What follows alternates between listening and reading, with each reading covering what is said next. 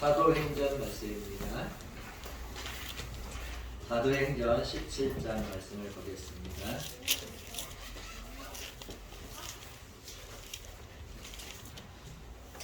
10절부터 말씀입니다. 15절까지 말씀 보겠습니다.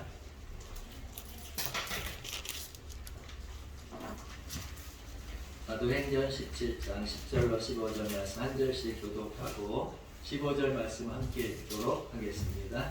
같이 하셨나요? 10절 밤에 형제들이 곧 바울과 실라를 베레아로 보내니 그들이 이르러 유대인의 회당에 들어가니라. 베레아에 있는 사람들은 데살로니가에 있는 사람들보다 더 너그러워서 간절한 마음으로 말씀을 받고 이것이 그러한가 하여 날마다 성경을 참고하므로 그 중에 믿는 사람이 많고 또 헬라의 귀부인과 남자가 적지 아니하나 데살로니가에 있는 유대인들은 바울이 하나님의 말씀을 베레아에서도 전하는 줄 알고 거기도 가서 우리를 움직여 소동하게 하느니 형제들이 그 바울을 내보내어 바다까지 가게 하되 실라와 디모데는 아직 거기 머물더라. 바울을 인도하는 사람들이 그를 데리고 아덴까지 이르러 그에게서 실라와 디모데를 자기에게로 속히 오게 하라는 명령을 받고 떠나니라. 아멘. 오늘 말씀도 우리 인생에 결단하는 말씀이요 또 축복의 자리에 설 수 있는 귀한 말씀 되기를 진실로 원합니다. 말씀 듣기 앞서서 우리 사랑의 교제 한번 나누겠습니다. 사랑합니다. 감사합니다. 우리 민성이에게도 하나님의 은혜가 있기를 진실로 원합니다. 오늘 우리가 말씀을 보면 바울이 2차 세계 전도여행을 통해서 데살로니가라는 지역에서 복음을 전하였습니다. 데살로니가 지역에서 복음을 전했지만 그 지역의 유대인들이 바울을 핍박하게 되었고 결국 바울과 실라는 그들의 위협 속에서 형제들의 손에 이끌려서 어쩔 수 없이 유대인들을 피해 가지고 베레아라는 곳에 이르게 되었습니다. 그래서 베레아에 이르는 바울은 유대인의 회당에 들어가서 또다시 하나님의 말씀을 전하게 되었습니다. 말씀을 전하는 것은 정말 하나님의 은혜요 사명인 줄로 믿습니다. 멈출 수 없는 것이기에 그는 생명을 걸고 다시금 유대인의 회당에 들어가서 말씀을 전하였는데 참으로 놀라운 은혜 가운데 이 베레아 사람들은 오늘 말씀 보니까 데살로니가 사람들과는 아주 달랐습니다. 그 사람들은 마음이 너그러운 사람들이었고 말씀을 사모하는 간절한 믿음을 가진 사람들이었다고 말씀에 기록하고 있습니다. 더 놀라운 것은 바울이 이 말씀을 가르쳤는데 그 말씀을 듣고 이 사람들이 무엇을 했느냐, 그 말이 정말로 맞는 말인지 혹은 틀린 말인지 하여 날마다 성경을 상고하였다, 묵상하였다고 말씀하고 있습니다. 여러분 얼마나 참 훌륭한 믿음의 사람들이고 좋은 인품과 성격을 가진 사람인지 모릅니다. 우리가 정말 베레아 교회 성도들처럼 하나님의 말씀을 매주마다 듣는데 정말 성경을 펼쳐서 이 말씀이 정말 하나님의 말씀과 일치하는지 그리고 그 말씀이 나의 인생에 있어서 묵상할 만한 말씀인지 그렇게 자신을 돌아보면서 한 주 동안 말씀을 묵상하면서 성경을 읽고 확인하는 사람이 얼마나 되겠습니까? 여러분이 하나님의 말씀이 생명의 말씀인 것을 안다면 우리가 하나님 말씀을 묵상하고 은혜를 나누기를 주여 축복합니다. 그런 성경에 보면 하나님께서 구약시대에 제물로 사용하라는 대표적인 동물이 세 가지 동물이 있습니다. 그것이 뭐냐? 소 한 마리, 첫째는 소고, 두 번째는 양이고, 세 번째는 염소라는 겁니다. 근데 이 세 동물의 아주 중요한 특징이 두 가지가 있다는 사실입니다.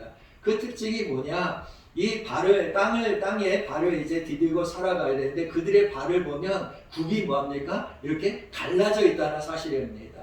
그래서 소도 갈라져 있고, 양도 갈라져 있고, 염소도 뭐합니까? 발이 갈라지는, 굽이 갈라진 그러한 짐승들이 제물이 될 수 있다고 하나님 말씀하셨습니다. 두 번째 특징이 뭐냐면 이 소와 양과 염소는 반드시 먹은 것을 다시 되새김질하는 특징이 있다는 사실입니다. 여러분 소를 보면 항상 뭡니까? 혀를 딱 이렇게 내밀면서 뭡니까? 되새김질을 계속하고 있지 않습니까? 양도 마찬가지고 염소도 마찬가지라는 사실입니다. 그런데 구약시대와는 달리 오늘날 하나님 앞에 제물이 누구냐? 우리 자신이 하나님 앞에 산 제물이라고 성경을 말씀합니다.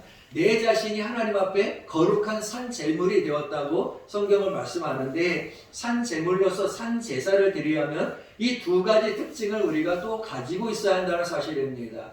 다시 말해서 땅을 붙이고 사는 이 발굽이 갈라져 있다는 것은, 가르다라는 것은 무슨 의미냐? 거룩하다라는 의미라는 말씀입니다. 원래 이 거룩하다라는 말의 출발점, 그 어원은 뭐다? 나누다, 자르다 이런 말에서 나왔다는 겁니다. 따라서 믿음의 사람들은 이 땅에 살아간 동안, 발을 붙이고 살아간 동안 뭘 해야 되느냐? 나누는 일을 잘하기를 주여 축복합니다. 하나님께서 이 땅에 세상을 만드시고 가장 먼저 하시는 일이 뭐냐? 빛과 어둠을 나누셨다는 겁니다. 정말로 땅과 바다를 나누셨다는 사실입니다. 여러분, 나누신 다음에 뭘 하셨느냐? 하나님께서 축복하신 줄로 믿습니다. 정말로 하늘과 땅을 나누시고 하나님께서 별과 또 세상의 것을 다 채우신 줄로 믿습니다. 여러분, 나누어야 축복이 있는 줄로 믿습니다. 여러분, 이 세상 살아간 동안에 여러분 정말로 나누는 은혜가 있기 원합니다. 그것이 바로 거룩하다는 말씀이고, 두 번째로 뭐냐? 책임질의 특징이 있는 거 아니겠습니까? 여러분, 책임질은 당연히 하나님의 말씀을 음미하는 거 아니겠습니까? 묵상하는 것이 아니겠습니까? 이 음식물, 하나님의 말씀인 이 음식을 먹고, 정말 생명의 떡인 말씀을 먹고, 여러분 한 주 동안 뭐 해야 되냐? 말씀을 잃어버리지 말고 기억하고 그 말씀을 묵상하면서 말씀 붙잡고 살아가려는 줄로 믿습니다. 그래서 우리가 반드시 해야 될 것이 뭐냐? 하나님의 말씀인 성경을 날마다 읽어야 할 줄로 믿습니다. 여러분, 성경 읽는 그런 인생이 되시기를 주님으로 부탁드립니다. 여러분, 왜 우리가 성경을 읽어야 되느냐? 오늘 말씀의 주제인데, 첫째로 생각해 볼 것은, 여러분, 우리가 성경을 읽으면 우리의 삶이 형통하게 되고 복을 받기 때문에 성경을 꼭 읽어야 한다는 겁니다. 여러분, 시편 1편 1절 이하 3절까지 말씀을 우리가 이미 잘 알고 있지만, 그 말씀 보면 복 있는 사람에 대해서 말하는데, 복 있는 사람은 악인들의 꾀를 따르지 아니하며 죄인들의 길에 서지 아니하며 오만한 자들의 자리에 앉지 아니하고 오직 여호와의 율법을 즐거하여 그의 율법을 주야로 묵상하는도다. 그는 시냇가에 심은 나무가 철을 따라 열매를 맺으며 그 잎사귀가 마르지 아니한 것 같으니 그가 하는 모든 일이 다 형통하리로다. 할렐루야. 여러분, 하나님의 말씀을 즐거워하고 말씀을 묵상하는 그 사람이 복 있는 사람인데, 이런 사람은 시냇가에 심겨진 나무와 같아서 그 철 따라서, 시기에 따라서, 때를 따라서 하나님께 주시는 은혜의 열매가 있다는 사실이요, 가뭄의 시대에도 그 잎사귀가 마르지 아니하게 하시며, 더 나아가서 이 하나님의 말씀을 묵상하는 사람은 그 모든 하는 일마다 다 뭐하리라? 형통하리로다 약속하셨다는 겁니다. 여러분, 성경을 읽으면 여러분의 인생이 형통하게 된 줄로 믿습니다. 그래서 우리가 인생이 잘 되고 형통하고 복을 받는 비결 중에 하나가 하나님의 말씀인 성경을 꼭 읽어야 한다는 겁니다. 가끔 가다가 이렇게 이야기를 들어보면 교회 안에 후탁 성도들이 참 많다는 거예요. 후탁 성도가 뭐냐 그랬더니 성경을 일주일 동안 뭐 한다는 거예요. 교회를 올 때는 가지고 나왔다가 그 책장에다 탁 꽂아놓는다는 거예요. 그러다가 뭡니까? 일주일 후에 다시 꺼내서 탁탁 털고 뭡니까? 예배당으로 온다는 거예요. 그것도 참 감사한 거죠. 이번 대부분의 성도는 성경을 안 가져와요. 그게 문제 아니겠습니까? 여러분, 주일에 올 때 성경도 안 가져오는 사람이 평일에 성경을 읽겠습니까? 안 그렇겠습니까? 여러분, 성경 읽는 사람 되시기를 주님 축복합니다. 성경을 읽을 때에 그 인생이 하나님께서 범사가 모든 일이 뭐하리라? 형통하리라 약속하셨기 때문이라는 거예요. 여러분, 여호수아서 1장 7절과 8절 말씀 보면 이런 말씀이 있습니다. 오직 강하고 극히 담대하여 나의 종 모세가 내게 명령한 그 율법을 다 지켜 행하고 우로나 좌로나 치우치지 말라. 그리하면 어디로 가든지 형통하리니 이 율법책을 내 입에서 떠나지 말게 하며 주야로 그것을 묵상하여 그 안에 기록된 대로 다 지켜 행하라. 그리하면 내 길이 평탄하게 될 것이며 네가 형통하리로다. 이렇게 기록되어 있습니다. 여러분, 하나님께서 우리의 인생에 형통한 방법을 가르쳐 주셨어요. 잘된 방법을 가르쳐 주셨어요. 인생의 문이 열리는 방법을 가르쳐 주셨는데 그것은 다른 것이 아니라 하나님의 말씀을 주야로 묵상하라는 거예요. 말씀을 항상 마음판에 새기고 말씀을 읽게 되면 여러분의 인생은 반드시 열리게 되는 줄로 믿습니다. 인생의 좌로나 우로나 치우치지 않는 삶이 된다는 사실입니다. 그런 사람들은 흔히 성경을 가리켜서 다른 말로 캐논이다 이렇게 말합니다. 캐논이라는 뜻이 뭡니까? 잣대, 막대기라는 뜻입니다. 기준이라는 겁니다. 표준이라는 겁니다. 여러분, 우리 인생이 표준이 되고 기준이 되는 것, 그것이 뭐냐? 성경이라는 거예요. 대부분의 사람들이 혼돈하는 것은 뭐냐면 인생의 삶에 표준이 없어요. 가치관이 없어요. 기준이 없어요. 그러다 보니까 가치관이 없고 기준이 없다 보니까 우하고 쏠리고 좌로 쏠리고 이 인생에 막 어떻게 살아야 되는지 알지 못한다는 거예요. 그러나 성경을 읽으면 가치관이 생기는 거예요. 막대기가 생기는 거예요. 그래서 이거는 안 된다. 이것은 된다. 정확하게 뭡니까? 인생의 기준을 가지고 살아가게 된다는 사실입니다. 여러분, 예수 믿는 사람이 왜 위대하고 왜 정말로 성공하느냐? 그건 다른 게 아니에요. 확실한 가치관, 인생관, 철학관이 있어서 선한 것과 악한 것을 구별하고 공의와 정의가 무엇인지를 알고 살기 때문에 이 그리스도 예수의 사람들이 진짜 인생에서 성공하지 않을 수가 없다는 거예요. 나는 여러분이 이 하나님의 말씀을 통해서 정말 성공하기를 주여 축복합니다. 그래서 성경을 읽게 되면 우리 인생을 어떻게 살아야지 복을 받고 형통하고 평안하게 되는지를 다 안다는 거예요. 그래서 하나님께서 네가 성공하고 네가 복 받으려면 뭘 읽어라? 성경을 읽으라는 거예요. 말씀을 묵상하라는 거예요. 그러면 네가 다 잘 된다는 거예요. 여러분, 나도 여러분이 성경을 통해서 이 레마의 말씀을 꼭 깨달아 알기를 원합니다. 하나님의 주시는 영적인 말씀이 있는 거예요. 여러분, 성경은 로고스의 말씀, 기록된 말씀이 있고 레마로 성령이 교회들이 하시는 말씀이 있어요. 설교를 들을 때도 정말로 하고 깨닫는 말씀을 주신다니까요. 그 말씀이 내 말씀이에요. 그래서 그 말씀 붙잡고 인생에 도전하는 거예요. 한 주를 도전하는 거예요. 그럼 여러분의 인생이 그 말씀대로 평안하게 되고 형통하게 되고 환난에서 이기고 하나님께서 보여주시는 길을 발견하게 되는 줄로 믿습니다. 여러분, 진실로 나는 오늘 이 말씀을 통해서 여러분이 말씀 들을 때 레마의 말씀을 들어서 인생이 변화되고 그 삶이 형통하게 되고 문이 열려지고 묶인 것이 풀어지고 눌린 것에서 벗어나시기를 주의 이름으로 축복합니다. 말씀밖에 없다는 사실입니다.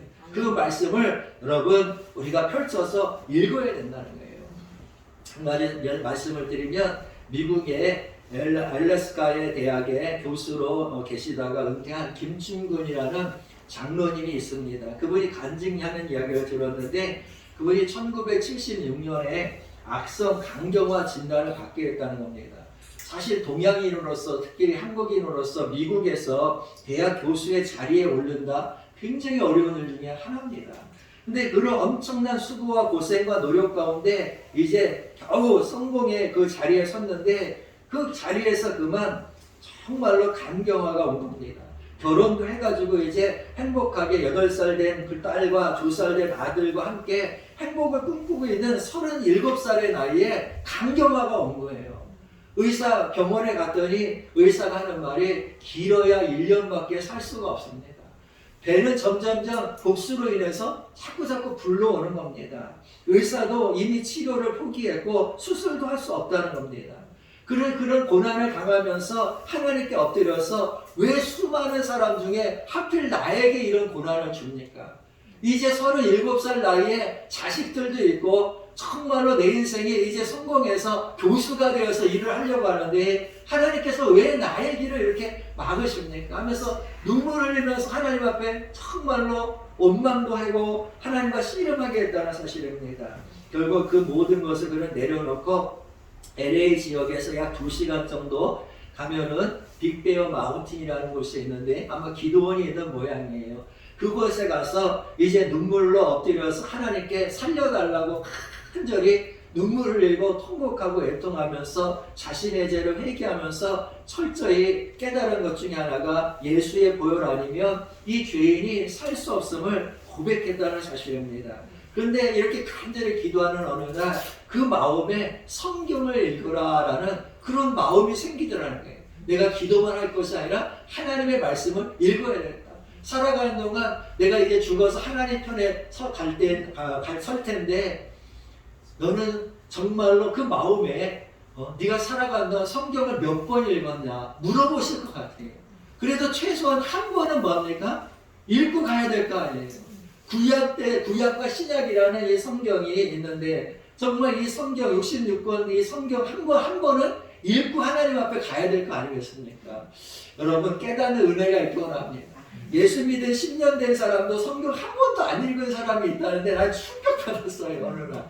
여러분 정말 한 번에 읽어야 될 거 아니겠습니까? 그래서 이분도 이 환난 중에 그래 성경을 한 번 읽어야지. 내가 하나님 앞에 이제 생명이 1년밖에 안 남았는데 성경 읽자. 그래서 그가 성경을 이제 창세기부터 펴서 읽기 시작하는 가운데 시편 118편을 읽게 되는데 5절 말씀 가운데 그 말씀이 있는데 갑자기 가슴이 확 뜨거워지면서 눈물이 나면서 하나님께 아멘할 수밖에 없다는 겁니다. 그 말씀이 뭐냐?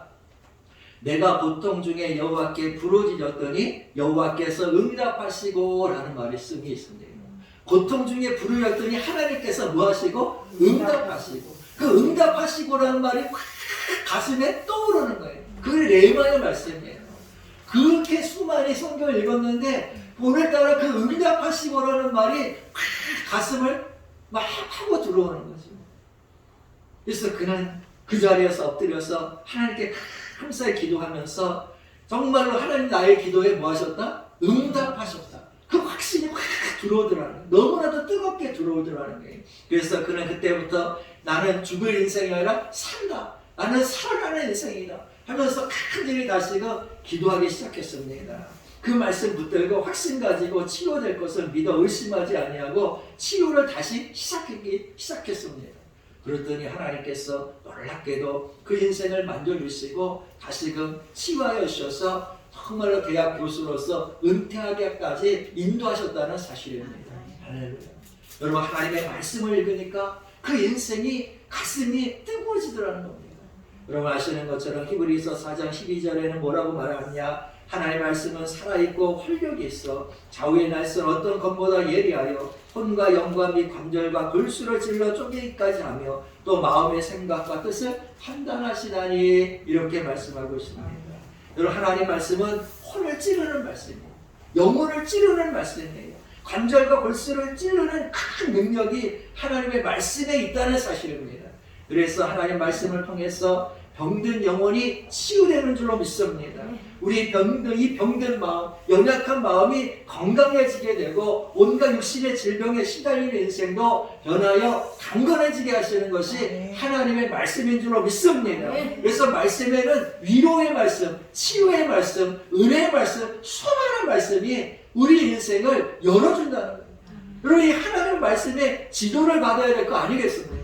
세상 사람들은 세상과 헛된 인생의 철학에 빠져가지고 정말 세상의 철학자를 스승으로 삼아가지고 막스주의 같은 유물론 이런 것에 빠져가지고 그를 선생으로 삼아서 얼마나 사람들을 많이 죽이고 전쟁하고 있는 것을 빼앗고 정말 물질주의에 빠져 있습니까?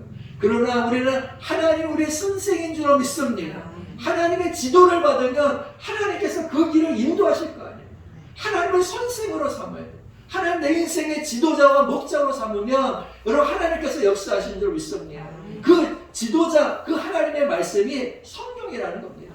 그래서 성경을 읽으면 하나님께서 내 인생을 형통케 하리라, 평안하게 하리라 약속하신 거 아닙니까? 여러분 진실로 여러분이 영적으로 건강해지고 정신적으로 건강해지고 육체적으로 즐겁고 기쁜 삶을 살기 원한다면 하나님의 말씀을 읽어야 하는 겁니다.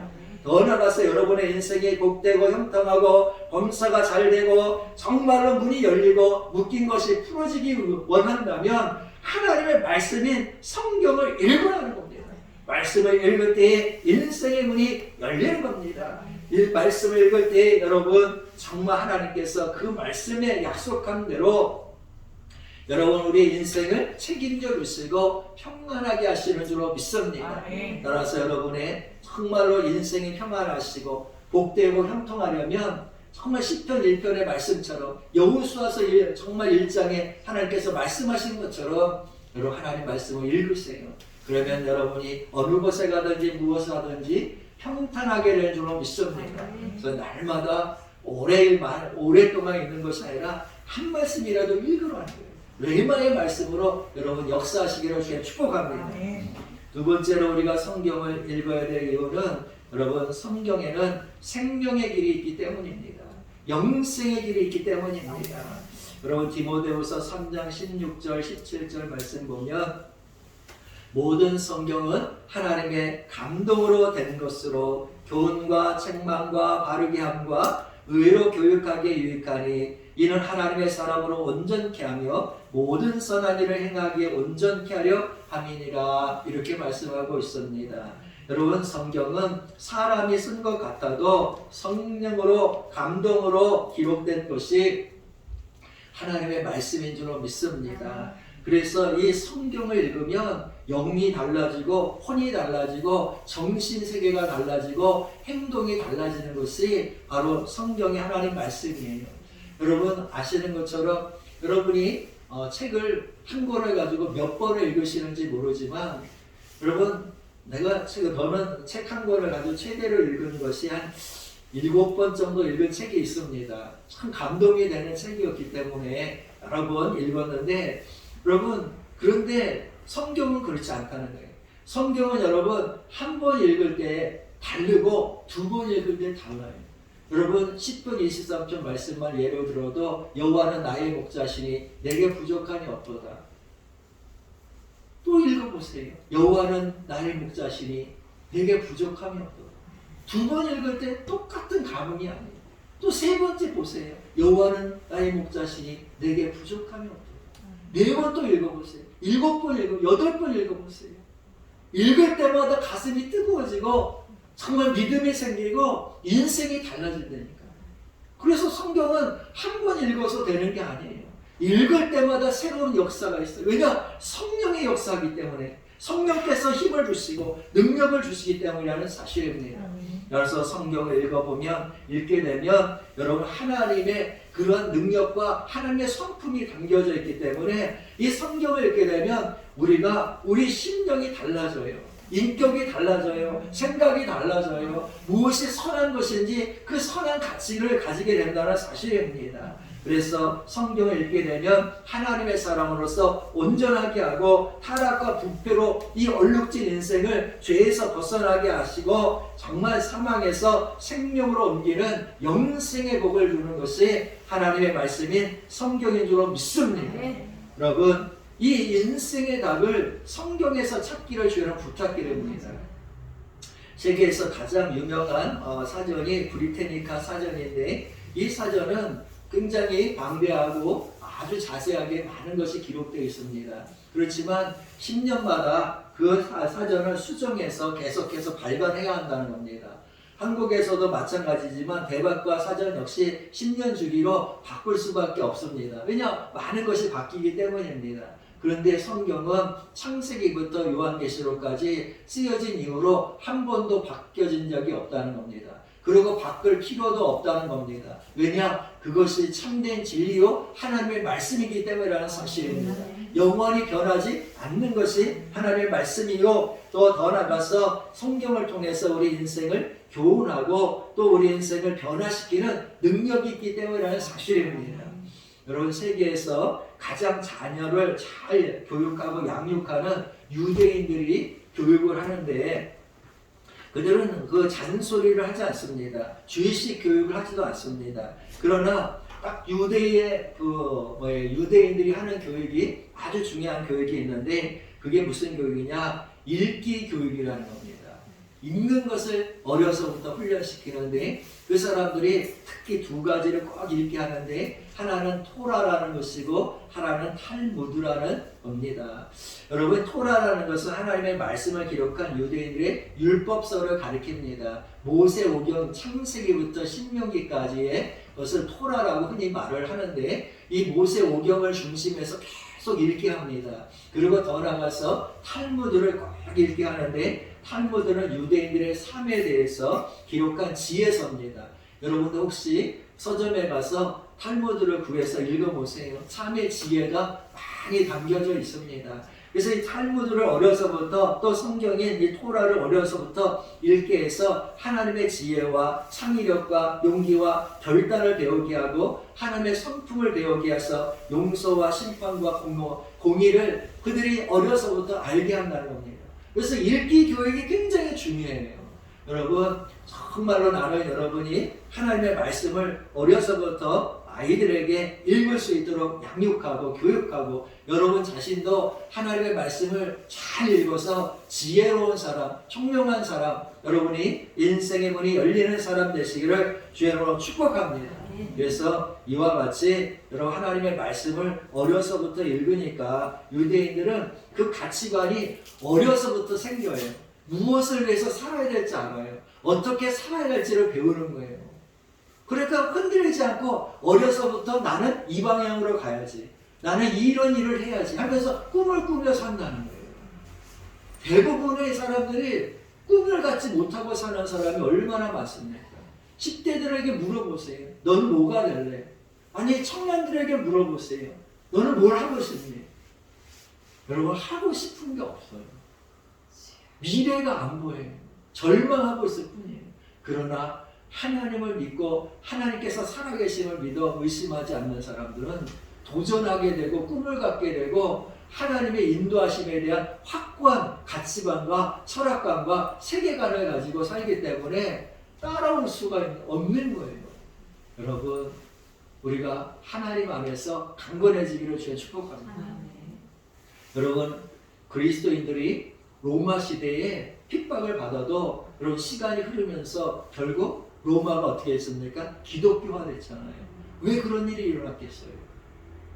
다른 방법이 없어요. 어려서부터 그리스도인들은 핍박을 받았지만 그 자녀를 양육하는데 하나님의 말씀으로 양육했다는 거예요. 성경으로 양육했다는 거예요. 그래서 로마인들이 가지지 못했던 그런 영적인 철학과 마음의 확신, 정말 세계관을 가지고 자랐으니까 그런 사람을, 그런 인생을 어떻게 이길 수 있겠습니까?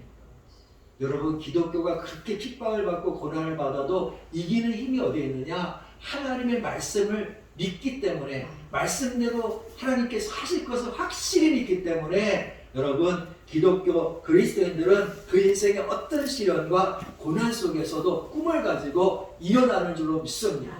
나는 여러분이 말씀 들어서 온전히 서기를 주는 축복합니다. 그래서 어려서부터 하나님의 말씀이 반석이 되는 거예요. 기둥이 되는 거예요. 정말로 그 반석이 하나님의 말씀이 반석이 되고 기둥이 되니까 그 인생의 집이 견고하게 되는 거예요.